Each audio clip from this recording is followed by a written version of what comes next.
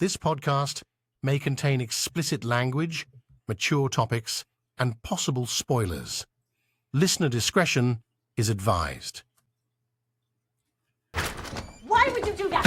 Why would you do that? He was maybe going to be my boyfriend. Listen, young lady, you don't bring this idiot to Shabbat dinner here. Listen, Dad, he's an atheist and an actor, and he's famous. But he's Jewish. He was going to take me out of here. Esty, don't you even look at me. Don't you even look at me. You're always looking at me. What are you doing? I didn't even say anything. What are you doing? What are you thinking, huh? I'm Esty. I work for Mom and Dad. I'm perfect. I'm a real estate agent. Alana doesn't have her life together. Alana brings home stupid boyfriends all the time. I knew it. I knew that was what you were thinking. You're always thinking things, you thinker. You thinker. You think things.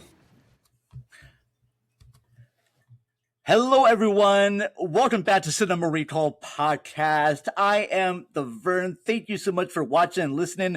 We are taking a break right now from our Recalling Rodriguez series about the films of Robert Rodriguez to head back to PTA meetings to cover the films of Mr. Paul Thomas Anderson.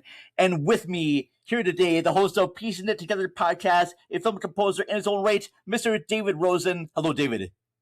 Hey, thanks so much for having me, and thanks so much for having me to talk about this movie. It's going to be a fun one.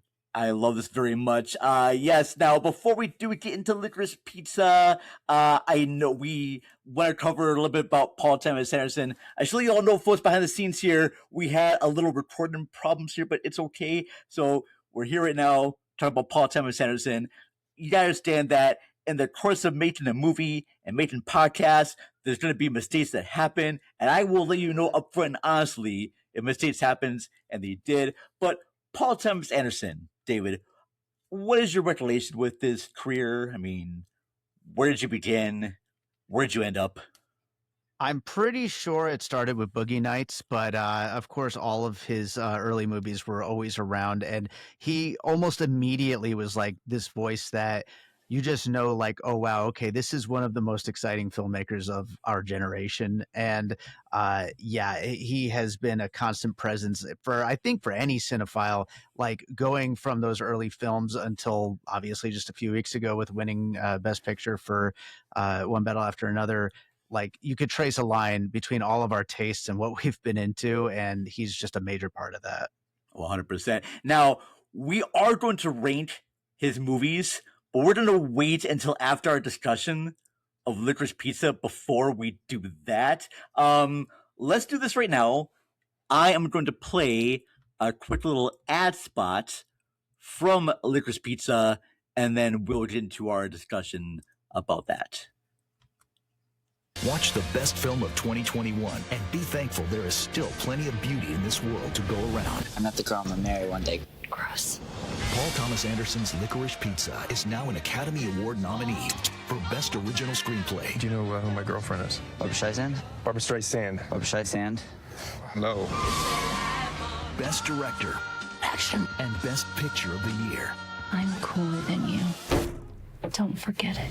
Licorice Pizza, now playing, rated R. So, Licorice Pizza tells the story of this budding friendship and romance between Gary Valentine, played by Cooper Hoffman, and Alana Kane, played by Alana Haim. And this movie, and I went into your thoughts about this, it doesn't have a straightforward storyline. This is very much like a hangout movie, very much in the vein of like American Graffiti, Dazed and Confused, recently Once Upon a Time in Hollywood, just featuring all these characters. What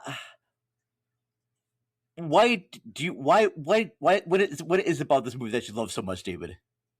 Well, I think it is that hangout nature that I love so much. I think this movie unfolds almost like a series of memories that these characters are having, and like they're a little fuzzy, they're a little weird. Like some of it doesn't quite make 100% sense, but that's exactly how memories of that age are. And I think that this movie really captures that really, really well. And it really is just like a series of moments from their budding friendship. Now, I found it to be kind of odd when I first saw this movie that it's called Licorice Pizza. And Licorice Pizza is a slang word for vinyl.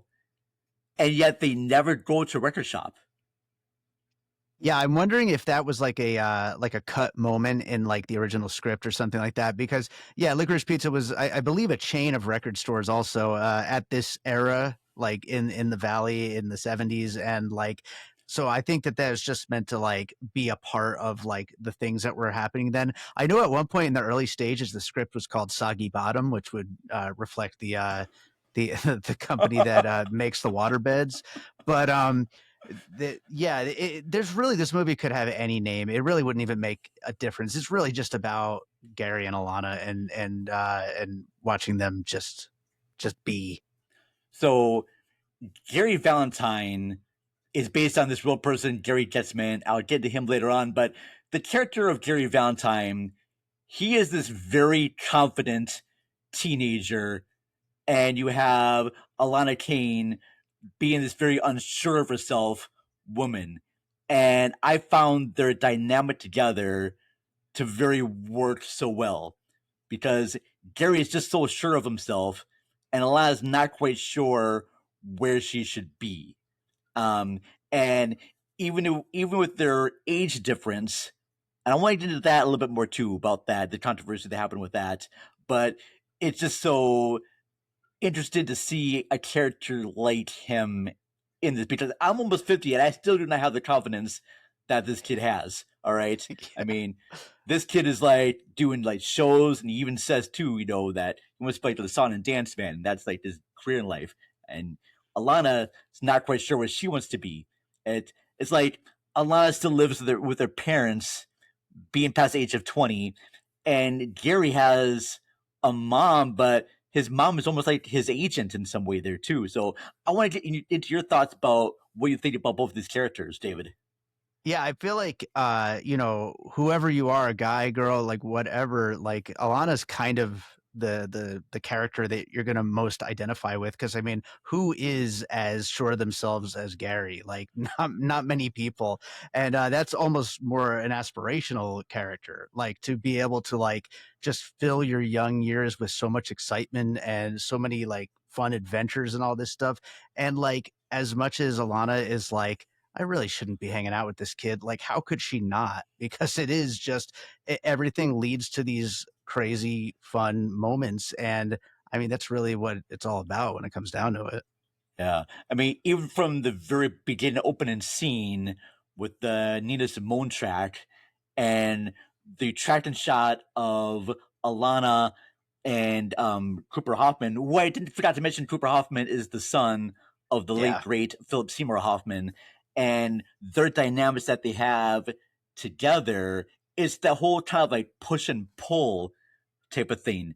And I love Paul Thomas Anderson's camera work, because wherever Gary goes, Alana try to like follows him. They're like both doing the whole pull thing. Like when she walks away, he follows her, and then when he turns around and walks backwards, she follows him, and just that dynamic there is just so good. And you can see it's such an intentional movie. Everything that Paul Thomas Anderson is doing, he's a master, obviously, and like we talk about with all of his movies, he's the master. But like he knows exactly what he's doing with everything that happens in this movie, and that's why, like, as we'll get into more of that controversy. But like when people complain about certain things about this movie, I think he had a handle on everything in a way where it's not, none of it is meant to be bad things. Like it's just, this is a story that's unfolding, and he's taking you along for this particular ride.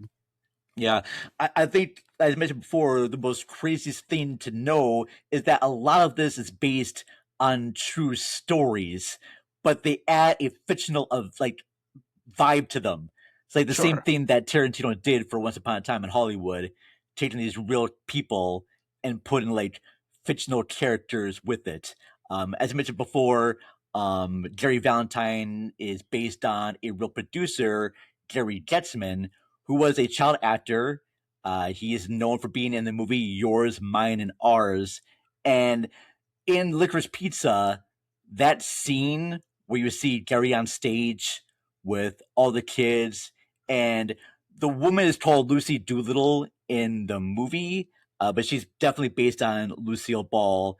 And that song they sing is one of the main songs from that movie, the Yours, Mine, and Ours, that little thing where they all sing right there is from there. She's played by Christina Ebersole, and I thought she did a great job with that. And then Gary Getzman, he went on to, first of all, produce Stop Making Sense from Jonathan Demme. Okay. And then he made a whole bunch of movies with Jonathan Demme, including both Silence of the Lambs and Philadelphia. Silence of the Lambs won a bunch of Oscars. And then later, Getzman would team up with actor Tom Hanks after he produced That Thing You Do. And then both of them formed Playtone. And Playtone produced Mamma Mia and My Big Fat Greek Wedding and Polar Express, a whole bunch of other movies. And he's still doing stuff to this day. As a kid, he did start a waterbed company. And he even did a pinball arcade. Nice. I'm not quite sure if he had a relationship with an older woman. And then, of course, with Alana Haim being part of the musical group Haim, their mother was Paul Thomas Anderson's teacher. Right. And I guess they connected together, and he just directed a whole bunch of music videos for them. And I read, it was on a video on Cineflix, that Paul Thomas Anderson tested a lot of his cameras and lenses on their videos. So there's a video called Valentine, which is shot at Valentine Studios. And have you seen this before, Valentine? I haven't. I wanted to try to watch those music videos, but I didn't get a chance. If you watch anything at all, watch Valentine. It's 14 minutes of them playing live at Valentine Studios, and it is absolutely amazing. It is so fun to see these girls work together and see their craft as musicians and just having fun with it. And it's like, you know what I want, David, for Paul Thomas Anderson to do after this? After he made his Oscar for like one battle after another, I want his next movie to be a live concert of Haim. Sure, I'd watch that. Absolutely. And if you watch that Valentine short, I'll post links in our show notes so people can watch it. If you watch that video of just them in the studio, having a Haim documentary / concert film would just be absolutely great. Oh, yeah. And the funny thing, too, is like when you watch those videos, the lead singer, I think her name is Danielle, the camera's mainly focused on her. And I think it was on the shooting of Summer Girl where Paul Thomas Anderson said, I'm going to write a part for you for Licorice Pizza there with Alana here. Let's get your kind of thoughts about Alana and her role in this one, too. And I want to hear about your thoughts on Cooper Hoffman as well. I think they're both great, but and Cooper Hoffman definitely like shows signs here in his debut of like possibly having a big long career, and he's had some great roles since this, so it's really exciting to see that he's following in his dad's footsteps. But Alana Haim is the standout in this movie. She's so good. She should have won every award this particular season, 2021. And I wish she would do more. I know she was just in the drama, which I haven't gotten a chance to see yet at the time of this recording. But like she is so damn good in this movie. So funny, so like perfect timing, and just so watchable and so unique on camera. Like there's no one really quite like that in a role like this. And I just love her so much in this. She's so perfect. She has the ability of just doing these wild anti-scenes that you saw at the beginning of our episode of her with her sisters and the whole dynamic right there. So good. Then she has like these moments with Gary, and I gotta play one small little clip right now of that, of her with Gary. And it's more of like she's on a meeting with this guy who she likes, but is feeling like awkward about it. And so I'm going to play, this is a clip of them at dinner. So I'm going to play that right now. What are your plans?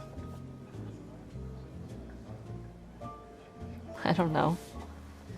What's your future look like? I don't know. How do you like working at Tiny Toes? I hate working at Tiny Toes. You should start your own business. What business should I be in? I don't know. What do you like? I don't know. You're an actress. You should be an actress. So how'd you become such a hotshot actor? I'm a showman. It's my calling. I don't know how to do anything else. It's what I'm meant to do. I mean, ever since I was a kid, I've been a song and dance man. Come on. Ever since you were a kid. Song and dance man. Where are your parents? My mom works for me. Oh, of course she does. Yes, she does, That in my makes public sense. relations company. In your public relations company? Because you have that. Yes. And you're an actor. Yes. And you're a secret agent, too. Well, no, I'm not a secret agent. That's funny. All right. So yeah, so I want to just play that. I want to play that small little section, and I like the fact that she's, like I said, she's very intrigued by him, but also she's at the point of her life where she feels like she should be doing more than what she is, because she's taking photographs of kids at high school, doesn't seem to have a life together, and then she meets Gary, who has his life pretty much together at this point. I mean, famous actor, is going on tour, but he's still younger in this one. And I want to get into that a little bit because I've seen so many videos saying that this moment of their relationship is problematic because she is 25 and he is 15. And it's one moment of the movie that I kind of wish they kept their age difference separate until later. All right. I kind of wish it was revealed later on. And I'll tell you why, David. I feel like, as an audience member watching this, I have no idea about their ages, because she very much could be someone who's 17 and he could be 16 or so. So I really couldn't really tell their age differences when I first saw them. And as the movie develops and we're watching these two getting close and we both like them very much, I thought the age thing should be revealed later on to maybe let audiences think, should I still like these characters despite their age differences or not? I feel like it just brought it up a little bit too quick for me. I don't know. I mean, I don't mind it, but I kind of wish it was done later. When I first saw the blowback to this movie after walking out of the theater, just like on cloud nine, I was like, this is the best movie I've seen in years. I was so excited. And then I get to Twitter and here's all these people complaining about age gaps. And when I saw that, I was like, at first I was like, I wish that it was written a little bit differently. But after watching this movie like 3 times, it's really come to my attention how intentional all this is and how that is who the characters are. And right from the very beginning, Alana is conflicted about this because she knows that she shouldn't be here, but at the same time, it's alluring. And this movie, again, he knows exactly what he's doing, Paul Thomas Anderson. This movie never goes in any kind of sexual relationship kind of situation between them. Like, it walks a certain line that is problematic by today's standards, but it never really crosses that line. And at the same time, we're talking about the 70s. I mean, these dating ages are exactly what was happening all the time. So it's a very kind of blurry thing here, but I think that we're just a little bit sensitive at this particular moment in time when talking about situations like this. And if you look, I agree with everything you're saying there, David. And if you look at it this way, 35 and 25 is not that big of a deal. Sure, all right? Sure. If movies like that happen, or like 45 and 35, 10 years is not really that big of a deal. It seems like a big deal because 25 and 15, he's still not quite that mature. But neither is Alana. Alana is less mature than Gary, all right? Gary may be 15, but he's got his act together very well. The fact that he can go to these other businesses and be like, hey, I'm starting a waterbed company. I want to use your restaurant to help promote my waterbed. Or when it starts a pinball arcade, he's like, all right, I want to find everything to know about pinballs, and I'm going to start doing this right away. And like hiring these other girls to be his models and whatnot, I just found it to be absolutely great. And like I said before, Alana is just still very lost and unsure of herself. And I think that Gary is helping Alana see herself as being much better than she is. And Yeah, absolutely. I mean, I think that this is a relationship built out of pushing each other to like bettering themselves and to like becoming better people. And I think that that's a really important part of this story, is that they are at these like transitional moments in their life, and Alana is just like stuck, and he really pushes her, and she gets him to a next level for himself as well. And yeah, it's a little icky depending on how you look at it, but it's just this is a relationship that really worked. And I know a lot of people will say, well, what if the sexes were reversed? Then would you feel the same way? But that's not what this movie is. So that's kind of a moot point. yeah, well, because I've been seeing like articles saying that Alana is being predatory towards Gary and like Right. grooming him, and I never ever saw that. Not Ever. even a little bit. Yeah. I don't know exactly where they are getting those ideas from, because he pursues her Every step and of the way. every step of the Every way. single step. Yeah. But he's also very like respectful about it too. He's not too pushy, but he's still like he says in that clip, he's a song and dance man. So he's gonna do whatever he can. And if she truly was not interested in just like a little bit, she would have been like pushing off completely. But it's that pull that she has, because she knows that he's younger than her, but he's so much more mature and everything else, and she has so much fun being with them and all these different adventures, because for the first time in her life, she's doing much more than what she has done before ever. So. Another thing about this point too that I did want to mention, because it's something I realized more so on this last viewing that I just had, which I think was the third or fourth time I've seen it, but like everyone's focused on that particular relationship, but the whole movie is her in these imbalanced, messy relationships, whether it's with the Sean Penn character, which we haven't gotten to yet, or at the political campaign and those relationships that are happening there. Everything is messy, no matter what it is. And I think that's really what this movie, when it comes down to it, is a major part of what it's about, is this really captivating person, Alana Haim, who is being kind of put through these situations. And it's not always like a clean, nice, cut and dry thing.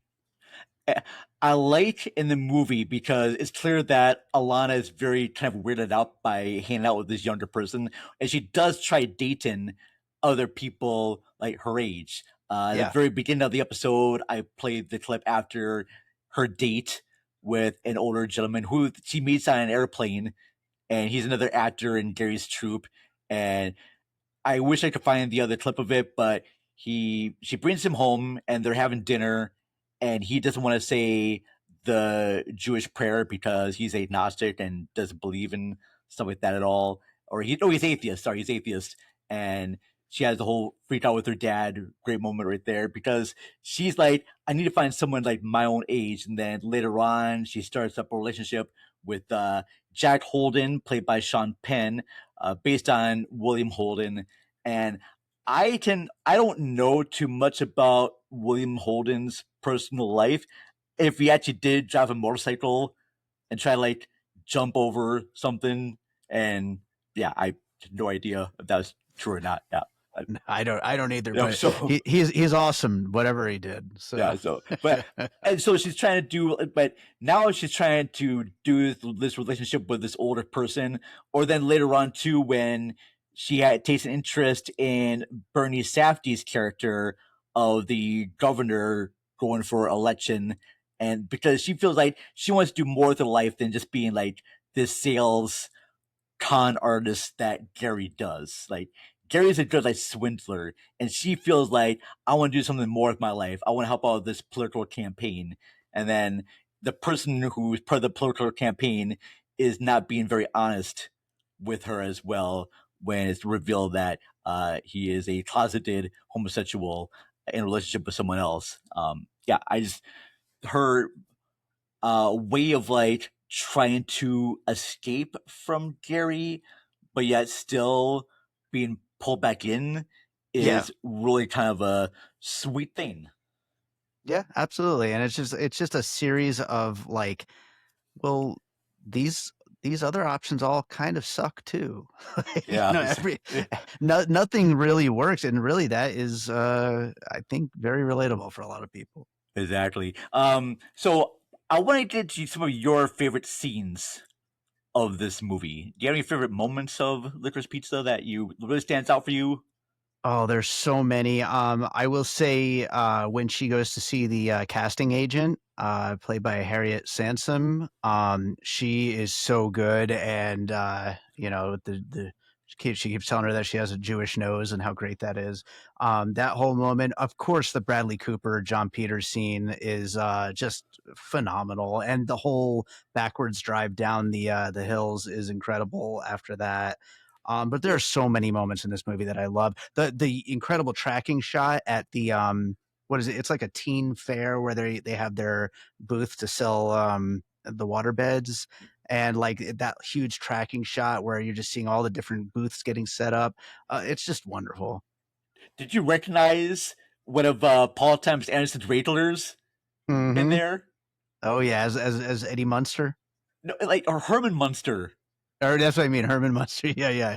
Yeah, Mr. John C. Reilly. Yep. Right there. I'm like, once I heard that voice, I'm like, okay, yeah, that's John C. Reilly. So that's very cool. That whole sequence where they are getting gas in that truck with Alana Haim basically driving backwards and maneuver everything, I thought was great. I think one of the influences from that one had to be Sorcerer and Wages of Fear. Yeah, sure. All right. Love it. And I know there's, like I said before, there's been references to American Graffiti, Dazed and Confused. Another one, Armacord was another influence on the movie as well. Yeah. But I think for me, it's just usually some of the more like quieter moments that Alana and Gary have together, like the moment where they are on the waterbed. And I think it's a song from Paul McCartney. I can't quite remember the name of the song. Let Me Roll It. Yes, thank you. Let Me Roll It. And just the way their hands like touch and whatnot. And you see how Gary like looks at her like, lovingly, but is still like, very sexually attracted to her as well. And just their vibe together just seems very bold. And also the moment too where I think it's at a party and Gary goes off with another girl and Alana follows them, and you can see somewhat of the jealousy in there as well. And I just enjoy the moment very much of that. Yeah, absolutely. And again, it never crosses over, so for anyone who's like, oh, this movie's gross or whatever, like it never goes there because Paul Thomas Anderson knows what he's doing, It's almost like, because I've had arguments with people about the relationship in Sofia Coppola's Lost in Translation. I always thought that movie as just being a genuinely sweet story about a friendship. All right. Sure. And I have friends who tell me that no, Scarlett Johansson basically wanted to have sex with Bill Murray, and they were going to have sex with each other. And I'm like, I don't see it as being that type of relationship. All right. Maybe there's some attraction there, but I never saw it as just being just about them wanting to like hook up. And they even say, but they have that kiss at the end. I'm like, yes, but that's like a kiss between friends, people who like love each other, not people that want to like hook up with each other. Now, will Gary and Alana hook up later on? Maybe, who knows, but that's for a different story of a different time. Right now, it's just about their friendship and about everything that's going on. The sequence that also had me like cringe just a little bit is the Japanese, the owner of the Japanese restaurants. John Michael Higgins. John Michael, I thought this stuff was funny too. The fact that every time he has a new wife, he can never understand what she's saying. Just a completely buffoonish character. And again, I know some people were very upset about that character. I don't know what to say. All I know is that there are most certainly people like that, especially in the 70s. So, And yeah. the fact that they do treat him to be a buffoon, and it looks like the wives that are with him also see him as being a kind of buffoon Yes. too, and so Mhm. they don't give him a complete pass on that. As we both mentioned before, Bradley Cooper is excellent as playing Peter Gruber, who I guess really was sort of this way. I know that he probably took some liberties when making the script for this, but I thought he did a really good job. I thought he was funny. So good. The moment where he starts like flipping out after his whole car gets trashed and he can't get gas anywhere, because during the moment of this movie there's like this huge gas crisis going on, and he just flips the script and just says, just trash everything, and those two girls walk by and he's like, "Hey ladies, how's it going? All right, I'm gonna be smooth right now." And he's just so, when he's in the truck before everything goes on and he's like getting gas, he's like trying to like help Alana steer the car or the He's truck. such a dirtbag. It's just That's another. Again, what I was saying earlier about this movie. In a way, it's about all of these like messy relationships that Alana's had throughout her years. Like that's another just dirtbag. Like another example of a character who's way worse than anything happening in this nice relationship that she has. like with Gary's Gary. always been up front, always wants the best for her. You know, he tries to get her jobs at being an actor.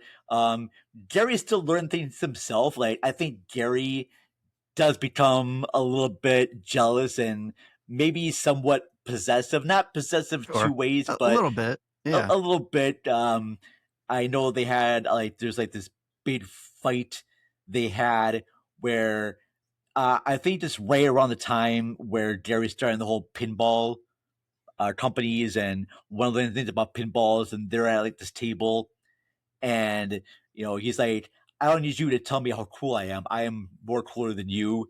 And he gets him and leaves, and she doesn't want him to go, but she's still kind of like mad at him.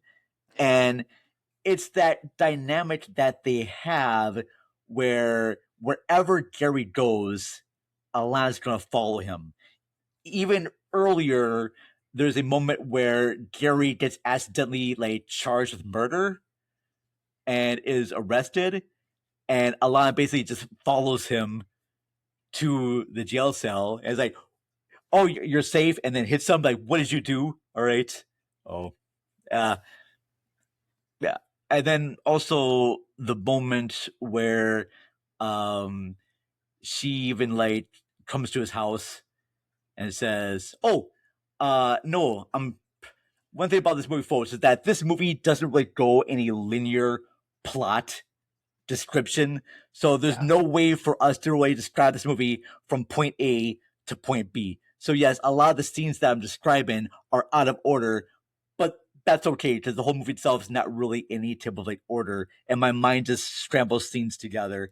But he becomes jealous of like guys that she showed her breast to, and oh no, they're going for the audition, and she's like, "Would you show nudity?" And she's like, "Yes," because they're in the car, and he says, "Tell them yes to everything." Yeah, sure. And then she does, and he's like, "I can't believe it. You would show 100 people your breast, but I can't see them." Mm-hmm. And then she does, and then slaps him for it. It's just this. She's a very complicated woman, and Gary's like this, you know, different kind of man here too. You're not quite sure exactly where they are, and yet they fit so well together. Like they are like the ultimate opposites attract. Absolutely. Oh, you know, like do you have any other thoughts about? Did I miss any scenes from this that you want to cover? I think you got like a lot of the great ones. I mean, you know, that Sean Penn scene is so much fun. With Tom Waits and all that stuff.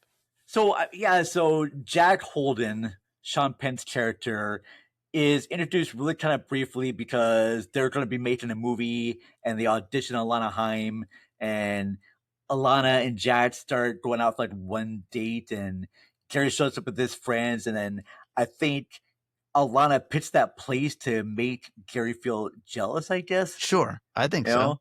kind of play like, hey, I can date a better actor than you, because Gary is much more known for being a producer than he is an actor, for just being small roles here and there as a kid. So yeah, and then Gary's got his other woman there.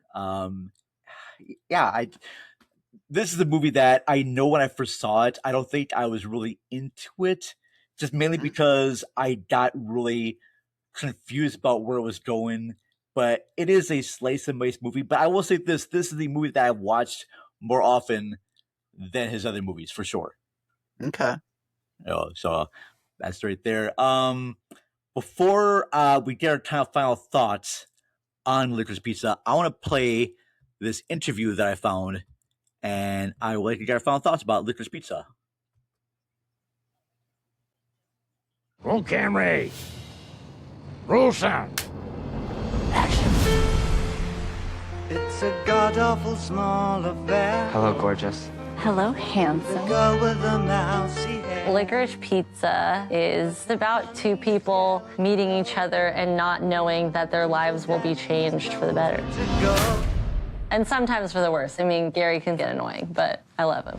How have I never seen you before? How have we never met? Stop talking so much, Slimy. Gary Valentine is the most overly confident person you'll ever meet. You think that the world revolves around Gary Valentine. It does. It doesn't. It does. Alana is unstable in her life, and Gary is grounded and self-motivated, but he's a teenager. It's the best kind of friendship. When they're not together, they're very unhappy. I think he misses you. He said that? No, but he looked really sad. It has incredible performances. Coming in hot. Do you know who I am? Yeah. Do you know who my girlfriend is? Barbra Streisand? Barbra Streisand. Sand. Sand, yeah, like sands. Like the ocean, like Barbra beaches. Streisand? No. It is such a love letter to the Valley.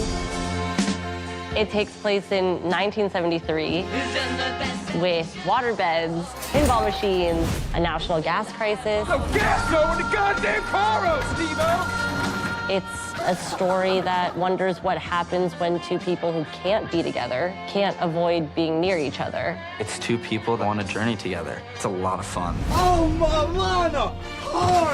Hardcore! You never know what's gonna happen next in the best way. I'm not gonna forget you. Just like you're not gonna forget me.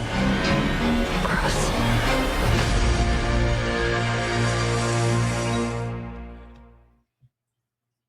I thought that kind of like really kind of sums up our love of the movie very well in those small bite-sized chunks of scenes. Because yeah, there are like a lot of like really great scenes, and I think it makes sense why it's called Licorice Pizza, because all these scenes serve as like great tracks on an album. And also when you hear music that you loved at that era in your life, it brings you back to that era in your memories. And this movie, like I said, to me, it's all about memories. It's all about thinking back to when you were that age. And that's the other thing I wanted to say in like closing thoughts is like, there's no movie, and it's the reason why I loved this so much right out of the theater that first time. There's no movie that made me feel like how it felt when I was in my 20s as this movie. Like, this is that movie for me. And obviously my life, I didn't grow up in the 70s. It wasn't in California, but like in none of these events, nothing like this happened to me. But it's just that feeling of these kinds of moments. This movie like really captures it so well. Well, do you have like any favorite songs from when you're younger? Like, once you hear a particular song, it just brings you back. I mean, I think of all that because I mean, for me, when I say 20s, that's like the early 2000s. So I think of like that era of like the Strokes and the White Stripes, and then into like Franz Ferdinand and stuff like that. I was working as a music promotions guy at the time, and also making music and all kinds of other stuff. And so yeah, I was like out constantly, just running around doing all different kinds of crazy stuff, and music was always a big part of it. Oh gosh, yeah, 100%. Like, anytime I hear any tracks from like Green Day or Soundgarden. Because I was growing up the whole like grunge area with like Nine Inch Nails, Nirvana, Alice in Chains, all of them. So anytime I hear those, I automatically think back to like the first time my friends and I tried a beer, or certain songs like we tried our first cigarette for the first time, or you know, certain songs were mine like first time I kissed a girl, and so it's just really just good stuff right there. And I think that made sense why it is like Licorice Pizza. There's all this different type of like tracks, and I think our casts are all really good. And that clip you did see Maya Rudolph, Paul Thomas Anderson's wife, Maya Rudolph, has a small little part in this, and she's been in a lot of other PTA features as well. Yeah, good stuff indeed. Let's get your grades for this one. Out of 5 stars, what would you give Licorice Pizza? Oh, easy 5. When I saw this movie, it's funny. I had just made a new self-imposed rule for myself. I will never give a first-time watch 5 stars. It has to be 4.5 if I just thought it was just the best thing I've seen in a long time. But on the next time, maybe I'll give it 5. I had literally just came up with that rule that day. And in my Letterboxd review, the day that I saw this the first time, I said, you know what? Fuck that rule. This is 5 stars. 5 stars. And from that point forward, I never did it again. So just for this one. All right, I like that. I'm more like 4.5 on this one. I'm sure after a few more viewings, I'll bring up there to 5. It still is very good. I think for a movie that's over like 2 hours and like almost like 3 hours, it's paced extremely well. There's not one low moment in this film at all. I think Johnny Greenwood does a great job at the music. I think it's I think it was Dylan Tishner might have been his editor, but I'm not quite sure about that one. But yeah, before we go here, I do have some comments I want to read. All right, I've asked online people to comment about Licorice Pizza. So on our Facebook page, our Facebook page, Jennifer Turner says Bradley Cooper's bit made the entire movie for me, and he's good. I guess there's like extra deleted scenes that were not involved in the movie that I wish they would have put in with him. You'll see that at the end credits where he's like smashing. Oh, hi everyone, Vern back here. So I apologize immensely. I'm jumping in here right now because there was a comment that I forgot to mention. All right, and I feel really bad about this, but I'm mentioning it right now. So shout out right now to Chauncey, Telsey, Big Chance 64 on Blue Sky, and they wrote, I should vibe with and like this movie more than I should, but I don't. And I don't get why there's slices of it I like, but as a whole, I can't get there. And that was his comment talking about Licorice Pizza.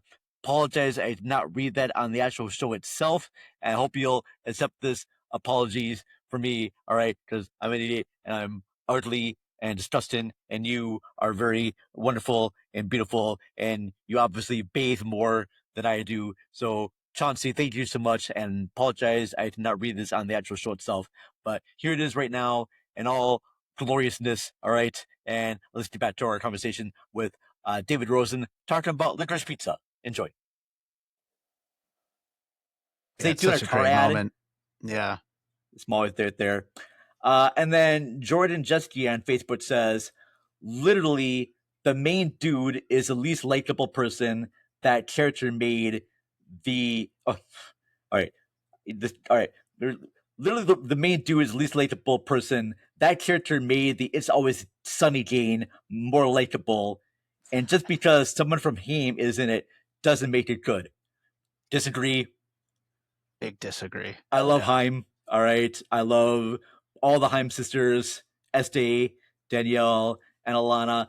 And it is surprising that this is both Cooper Hoffman and Alana Haim's debut. And they both knocked it out of the park. The fact that they got to work with PTA is absolutely great. And I imagine, too, since, Cooper is Philip Seymour Hoffman's kid, that PTA watched this kid grow up. And being connected with Haim and having their mother be PTA's teacher and how they're all living together in the valley. This is like a family project. And I love so much when directors can work with their friends and family and make a movie together. It's just absolutely beautiful. The more I think about this will probably go up for sure. I think it's a movie that you should watch if you're a fan of PTA. Let's get into this. I would like this to rank Paul Thomas Anderson movies. All right. He's made 10. All right. I've got a list of 10. You have a list of 10. Let's do this. All right. We're just going to go back and forth with our numbers. All right. Okay. So I'm going to say my 10. You're going to say your 10. I'll say my 9. You'll say your 9. We don't have to go into a bit description about the movie, and we'll start there. So at number 10 in your Paul Thomas Anderson rating list, David, what do you have? First, I just want to say there's no bad Paul Thomas Anderson movie. And Thank there's you. a few of these movies that I've only seen like once and that I would like to rewatch, to do a real definitive list. But that being said, I'll start with Hard 8 at number 10. Number 10 is Hard 8. Okay. At my number 10 is Inherent Vice. What do you have for your number 9? Inherent Vice. Number 9 is Inherent Vice. At number 9, I have The Master. What about you, number 8? Phantom Thread. I have There Will Be Blood. Very controversial. I know. I'm sorry. But yes, that's my number 8 right there. What do you have for your number 7? Number 7 is Magnolia. I have for number 7, I have Hard 8. What do you have for number 6? The Master. I have today's movie Licorice Pizza. Don't hate me, all right? That may change later on. There's no bad PTA movies. I love all these movies. I do. It was hard it was so hard to list these, all right? So I know. It's really hard. Number 5, I've got Punch Drunk Love. At number 5, I have Boogie Nights. All right. And we have number 4. Number 4 is One Battle After Another. All right. And for number 4, I also have One Battle After Another. Sweet. There we go. We are in line right there. Sounds good to me. All right. We have for number 3. There Will Be Blood. I have Phantom Thread. All right. And number 2? Number 2 is where I have Licorice Pizza. Number 2, Licorice Pizza. This is where I have Punch Drunk Love. Both love stories. All right. Sure. Just different, modes of love right there. I like Adam Sandler and Emily Watson just a little bit more than Cooper Hoffman and Alana Haim. Just a little bit more. I like there, but that's just me. All right. It's my own personal taste. Yep. And then number 1, what do you have? Boogie Nights. Boogie Nights. I've got Magnolia, which made sense because, like 1 is, what do you call it here? I think, I almost got confused because I almost said that Boogie Nights was his debut movie, and that's not the case. All right, feels like it, but yeah, no, Hard 8 before there, but yeah, I mean, Boogie Nights and Magnolia, you really can't go wrong with either of those movies. They're 2 of the best movies of the last 30 years. And I like the fact how all of his movies are very different from each other. He does not make the same movie twice, and I found it to be absolutely wonderful thing about his features. And I really enjoy it. I like his use of camera work and his music. I will say this, David, because you're a composer, all right? What did you prefer more? Did you prefer his work with Johnny Greenwood, or did you prefer his work with John Bryan? John Bryan's scores are incredible, and I don't know. That's a really tough question because they're both so good. Because One Battle After Another was my favorite score of this past year, so that's still fresh in my head, and it's so amazing. And There Will Be Blood score is just incredible. But John Bryan's scores are all great, no matter who he's working with. So that's a really tough question. I gotta admit, I'm not sure. I don't think Johnny Greenwood's score would work for Magnolia or Punch Drunk Love. Yeah, no, definitely not for Punch Drunk Love. That one is singular. That score has to be on that movie. It's so perfect. I kind of picture Paul Thomas Anderson's career before Fiona Apple. Yeah, sure. And then after Fiona Apple. All right. Yeah, that makes sense. his once they were together, I mean, you look at the films of like, especially Magnolia and Punch Drunk Love, being this very chaotic but still lovable, and then after that with There Will Be Blood, just being a much more of a mature, and now with his relationship with Maya Rudolph, I think it's much more grounded. All right, it feels much more family focused, especially with One Battle After Another, and Leonardo DiCaprio's relationship with his daughter, Jason Finity, just really great. And I can almost see his next movie being like this family expert thing there. This family drama is what I can see. Sure. Yeah, I Or could see something that like happening. Yeah. So, yeah. But that is it right now. Kind of kept this a little bit short here. Thank you much, David. Tell everyone out there all about the podcast, what's going on. This will be posted everywhere, I want to say, the following week. So tell us, everyone, what's going on with Piecing It Together. Yeah, absolutely. Piecing It Together is a podcast about what movies might have inspired a new movie. And I've been doing it for over 8 years now. And I also do live shows here in Las Vegas at movie theaters. Like you said, this is going to be going up next week, probably. So that's going to be when I'm doing the Michael Jackson biopic. I'll be doing that one at Galaxy Theaters Boulevard Mall on the 23rd. Also, this week is Lee Cronin's The Mummy. So excited for both of those movies and trying to piece them together with a panel of film lovers, film makers, film critics from here in Las Vegas. So yeah, I've been doing it for, like I said, over 8 years now. You can find me at Piecing Pod. And also, if you're in Las Vegas, you can come to my record store, Wax Trax Records, where you'll find me during the day every day. Oh, very cool. This is a new thing right there. I had no idea you had your own little record store right there. Oh, yeah. Well, I always worked at it. It was my dad's for 60 years, and I literally took it over last year. So this is kind of a new thing, and now I run it ever since last year. So in the 70s, my dad had a record store himself. All right. Oh, yeah? Nice. And it was for several years. I would have been the one running it, and he would have still kept it running, but he had a major robbery. Ugh. And just lost a lot. And after the insurance and everything, he just could not afford to start up a record store. Oh, that's terrible. Yeah. But yeah, I mean, late 70s right there. I remember him bringing a whole bunch of like Stadies home, and he had Charlie Daniels records. And I think the band Stitz almost was going to make an appearance there for like a live little thing. So yeah, it's just nice. The crazy thing, my dad had a whole bunch of vinyl records, like a whole ton of them. And then he sold them all. Yeah. Didn't give them to me. Sold them all. Disappointed. I'm like, Dad, I like vinyl. It's like, yeah, but this other guy paid me $30,000, and that $30,000 helped buy a new house. So I'm like, right.